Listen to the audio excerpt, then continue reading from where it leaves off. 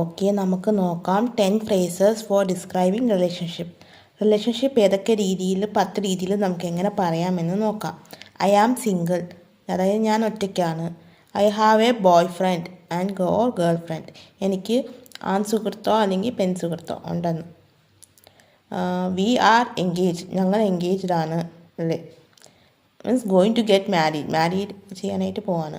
ഈ ബോയ് ഫ്രണ്ടും ഗേൾ ഫ്രണ്ടും എന്ന് ഉദ്ദേശിക്കുന്നത് നമ്മൾ പ്രണയിക്കുന്ന ആൾക്കാർക്ക് വേണ്ടിയിട്ട് പറയുന്നത്. Okay, we are getting married in June, ഞങ്ങൾ ജൂണിൽ കല്യാണം കഴിക്കാൻ പോകുന്നു. ഐ ആം മാരീഡ്, ഞാൻ കല്യാണം കഴിച്ചു. I have been married four പിന്നെ 10 years, നമ്മൾ എത്ര വർഷം, എൻ്റെ കല്യാണം കഴിഞ്ഞിട്ട് 10 വർഷമായി. ഐ ആം ഡിവോഴ്സ്, ഞാൻ ഡിവോഴ്സാണ്. ഐ ആം വിഡോ, ഞാൻ വിഡോ ആണ്, അത് വിധവയാണ്. മൈ വൈഫ് ഹാസ് ഡെഡ്, ഹസ്ബൻഡോ അല്ലെങ്കിൽ വൈഫോ മരിക്കുമ്പോഴാണ് നമ്മൾ ഈ വിഡോ എന്ന് പറയുന്നത്. I am not looking for anything serious, ഞാൻ ഒന്നിനും സീരിയസ് ആയിട്ട് കാണുന്നില്ല. I am not quite over my ex, ഞാൻ എൻ്റെ എക്സിനെ പറ്റി അത്ര ആലോചിക്കുന്നില്ല. Means I still have feelings for my ex boyfriend girlfriend ex husband wife.